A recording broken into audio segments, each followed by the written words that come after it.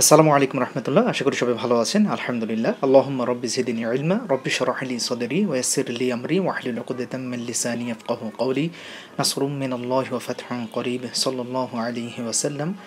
ডেভিডসনের এক একটা লাইন, এক একটা পাতা, এক একটা পেজ, এক একটা লাইনের ভেতর লুকিয়ে থাকে কয়েকশো ওয়ার্ড। এই যে ভেতরের যে রহস্যটা, সেটা নিয়েই আমাদের ফিল দ্য মেডিসিন কোর্সের যাত্রা। এবং আমরা শুরু থেকে আপনাদের বলে এসেছি যে আমরা মেডিসিন ভেতরের যে ইনার যে ইমাজিনারি যে ওয়ার্ল্ডটা আছে, কনসেপশনের যে জায়গাটা আছে, সেটা নিয়ে আমরা বেসিক্যালি কাজ করতে চাই। এবং সেই কাজ করার জায়গা থেকেই এক পা দু পা করে আমাদের ফিল দ্য মেডিসিন কোর্সের যাত্রা শুরু। আলহামদুলিল্লাহ, আমাদের কোর্সটা অলরেডি চলছে এবং আজকে আমরা সেই কোর্সের একটা ক্লিপ আপনাদের সাথে শেয়ার করছি। সেটা হলো ডেভিডসনের এই যে causes of secondary hyper tension. এখানে এই সেকেন্ডারি হাইপার টেনশন, আপনারা জানেন হাইপার টেনশনের 95% কজই হলো আমাদের অজানা বা ইডিওপ্যাথিক, যেটাকে আমরা বলছি প্রাইমারি হাইপার টেনশন। এবং বাকি 5% হাইপার টেনশন অন্য কোনো ডিজিজের কারণে, অন্য কোনো প্যাথোলজির কারণে হয়, যেটা আমরা জানি, সেটাকে আমরা বলি সেকেন্ডারি হাইপারটেনশন। এবং এই সেকেন্ডারি হাইপারটেনশনের একটা কজ হলো রেনাল ডিজিজ। রেনাল ডিজিজের আন্ডারে একটা সাব টাইপ হলো পলিসিস্টিক কিডনি ডিজিজ। এখন দেখেন, ডেভিডসনে জাস্ট বলা হলো কি সেকেন্ডারি হাইপারটেনশনের রেনাল কজের আন্ডারে পলিসিস্টিক কিডনি ডিজিজ হলো হাইপারটেনশন করার জন্য অন্যতম দায়ী একটা কজ। আচ্ছা, কিন্তু কিভাবে এই পলিসিস্টিক কিডনি ডিজিজ হাইপারটেনশন করে, সেটার এক্সপ্লেনেশনটা ডেভিডসনে প্রপারলি দেওয়া নাই। এটা ডেভিডসনের কোনো লিমিটেশন বলবো না, কারণ এরকম এক্সপ্লেনেশন যদি দিতে হয় ডেভিডসন অনেক ভাস্ট হয়ে যাবে। তো এই জায়গাগুলো নিয়ে আমরা কাজ করতে চাই। এবং দেখুন, এই যে পলিসিস্টিক কিডনি ডিজিজ, এটা কিভাবে হাইপারটেনশন করে, চলুন আমরা ইনশাল্লাহ আজকে ব্রিফলি সেটা জেনে নেব ইনশাআল্লাহ তাআলা। এখানে আমরা দেখতে পাচ্ছি যে পলিসিস্টিক কিডনি ডিজিজ, এটা আমরা বলি যে autosomal dominant polycystic kidney disease বা এডিপিকেডি। ওকে, এই যে autosomal dominant polycystic kidney disease, এটা হয় দুটো জিনে মিউটেশনের কারণে। একটা হলো যে PKD1 জিন, আরেকটা হলো PKD2 জিন। এই যে PKD1 এবং PKD2, এই দুটো জিন যখন মিউটেশন হয়ে তাদের ফাংশন লস হয়ে যায়, তখনই আমাদের দেখা দেয় polycystic kidney disease. That means আপনার কিডনিতে বাইল্যাটারালি মাল্টিপল সিস্ট দেখা দেয় এবং কিডনির সাইজটা অনেক এনলার্জ হয়ে যায় এবং কিডনিতে আপনি USG অফ কিউবি করলে মাল্টিপল সিস্ট দেখতে পাবেন। প্রশ্ন হলো যে এখানে হাইপার টেনশনটা কীভাবে হয়। দেখুন, তাহলে আমরা প্রথমে জানি যে আল্লাহ সুবহানাহু ওয়া তাআলা এমন কোনো কিছুই আমাদের শরীরে দেননি যেটার কোনো ফাংশন আমাদের শরীরে প্রয়োজন নেই। That means every single gene has a significant role to maintain your body's internal homeostasis or your body's the regulation system. Okay, so আমরা দেখি যে এই যে PKD1 জিন এবং PKD2, এই দুটো জিন সবচেয়ে বেশি থাকে কোন সেলে? সেটা হলো দুটো সেল, একটা হলো ভাস্কুলার এন্ডোথেলিয়াল সেল, আর একটা হলো ভাস্কুলার স্মুথ মাসেল সেলস। এই দুটো সেলে এই PKD1 এবং PKD2 জিন দুটো সবচেয়ে বেশি এক্সপ্রেশন হয়, অ্যাক্টিভেটেড থাকে। তাহলে একটা জিন কি তৈরি করে? একটা প্রোটিন তৈরি করে। এক্স্যাক্টলি, তাহলে এই যে PKD1, এই জিনটা কি প্রোটিন তৈরি করে? সেটার নাম হলো পলিসিস্টিন প্রোটিন। তাহলে এই পলিসিস্টিন প্রোটিন 1 এবং 2, যেহেতু জিন PKD1 PKD2, ঠিক একইভাবে পলিসিস্টিন প্রোটিন 1 পলিসিস্টিন প্রোটিন 2 তৈরি হয়। এবং এই যে পলিসিস্টিন প্রোটিন, এটার কাজ কি? এটার কাজ হলো যে এই পলিসিস্টিন প্রোটিনটা এন্ডোথেলিয়াল সেলের ভেতরে থাকা এন্ডোথেলিয়াল নাইট্রিক অক্সাইড সিনথেজ এনজাইমকে অ্যাক্টিভেশন করতে সাহায্য করে। এবং ENOS, এই এনজাইমটা বেশি বেশি কী তৈরি করে? আমরা জানি নাইট্রিক অক্সাইড সিনথেসিস করে। এবং আমরা জানি এই নাইট্রিক অক্সাইডটা এন্ডোথেলিয়াল সেল থেকে ডিফিউজ আউট হয়ে ভাস্কুলার স্মুথ মাসল সেলের ভিতরে ঢুকে সেখানে GMP তৈরির মাধ্যমে, সাইক্লিন GMP তৈরির মাধ্যমে সে কী করে? ভ্যাসো ডাইলেশন করে, অর্থাৎ ভাস্কুলার স্মুথ মাসেলকে রিল্যাক্স করে। দ্যাট মিনস নাইট্রিক অক্সাইডটা কী করে আমরা বুঝলাম, ভ্যাসো ডাইলেশন করে। এবং ভ্যাসো ডাইলেশন হলে আপনার ব্লাড ভেসেলসগুলো অতিরিক্ত ভ্যাসো কনস্ট্রিক্টেড হয়ে থাকতে পারবে না, ফলে আপনার বিপিটা একটা হেলদি স্টেটে থাকবে 120/80। দ্যাট মিনস যে আমরা বুঝলাম এই যে নাইট্রিক অক্সাইড এটা আমাদের ব্লাড প্রেশারকে নর্মালাইজড রাখতে চেষ্টা করে, ঠিক আছে?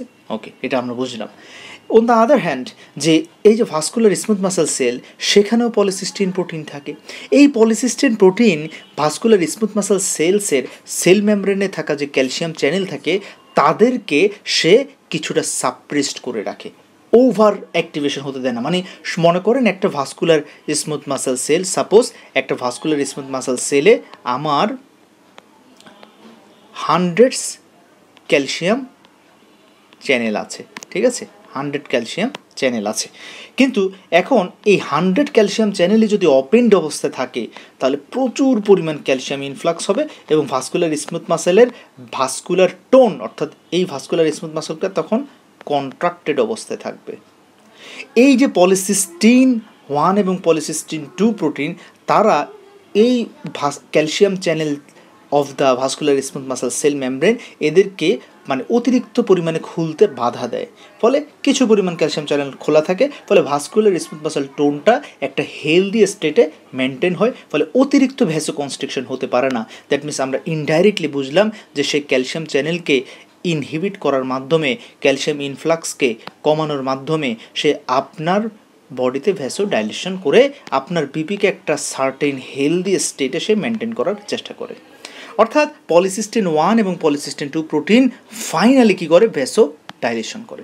তাহলে যেই পেশেন্টের পলিসিস্টিক কিডনি ডিজিজ হলো তার তো এই দুইটা জিন তাদের ফাংশন লস করে ফেললো, লস্ট, ফলে তাদের পলিসিস্টিন 1 এবং পলিসিস্টিন 2 প্রোটিনও তৈরি হবে না, ফলে এই যে ভ্যাসো ডাইলেশন, এই যে উপকারী একটা ইফেক্ট সেটাও আর তাদের থাকছে না, ফলে তাদের কি হবে, ভ্যাসো ডাইলেশন যেহেতু হচ্ছে না তাহলে কি হবে, ভ্যাসো কনস্ট্রিকশন, ভ্যাসো কনস্ট্রিকশন। এখন ভ্যাসো কনস্ট্রিকশন যদি হয় তাহলে কি হবে, টিপিআর বেড়ে যাবে, টিপিআর বাড়লে কি হবে, ব্লাড প্রেশার বেড়ে যাবে, সিম্পল।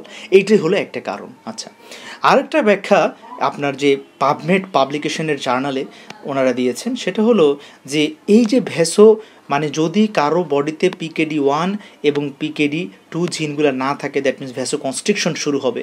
তাহলে এই যে দেখেন এটা কিডনির মধ্যে কিডনির মধ্যেও তো একটা আর্টারি যায় যেটাকে আমরা বলি রেনাল আর্টারি।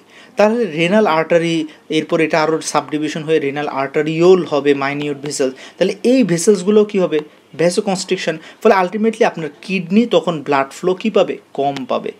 এই এক্স্যাক্টলি, তাহলে দেখেন PKD1 এবং PKD2 জিনগুলো মিউটেশন হয়ে যখন তাদের ফাংশন নষ্ট হয়ে যাবে তখন রেনাল ব্লাড ফ্লো কী হবে, কমে যাবে ডিউ টু ভ্যাসো কনস্ট্রিকশন। তাহলে রেনাল ব্লাড ফ্লো কমলে রেনাল কী হবে, হাইপোপারফিউশন হবে। রেনাল হাইপোপারফিউশন হলে কিডনি যখনই দেখে সে কম ব্লাড পাচ্ছে এনি টাইম, এটা আপনার সারা জীবনের জন্য ইনশাল্লাহ লাগবে, তখনই কিডনি মনে করে কি যে আমার এনিহাও ব্লাড প্রেশার বাড়াতে হবে, তাহলেই বুঝি আমি আবার ব্লাড ফ্লো পাবো।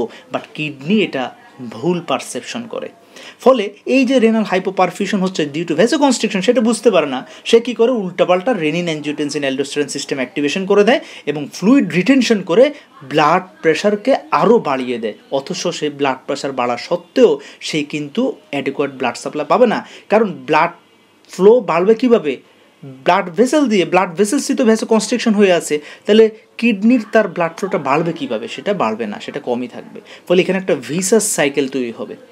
তাহলে রাশ পাথওয়েটা অ্যাক্টিভেশনের মাধ্যমেও আমার কি হচ্ছে, বিপিটা বেড়ে যাচ্ছে ইন পলিসিস্টিক কিডনি ডিজিজ।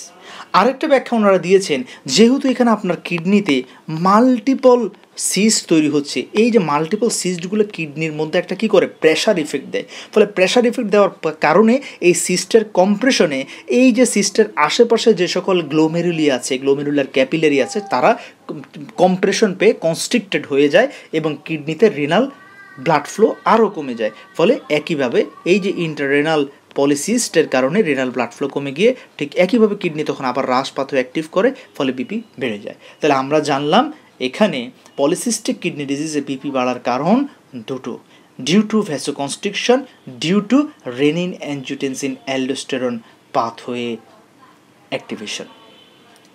আশা করি আপনারা বুঝতে পেরেছেন। দেখেন এই যে আলহামদুলিল্লাহ, এই যে দুটো বক্স এটার জন্য আপনাকে একটা জার্নাল পড়তে হবে, এবং এই এত বড় একটা জার্নালের সামারি সেটা আমাদের লুকিয়ে আছে ডেভিডসনের পলিসিস্টিক কিডনি ডিজিজ এই ওয়ার্ডটার ভেতরে।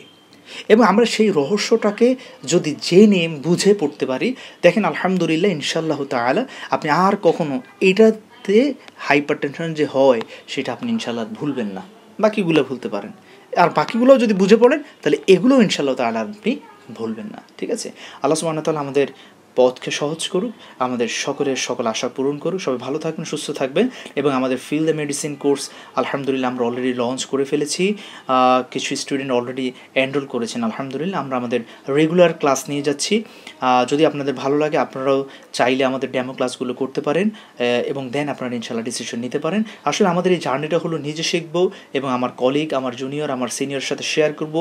By sharing we can improve our self the most. Thank you everyone. আসসালামু আলাইকুম রহমতুল্লাহ।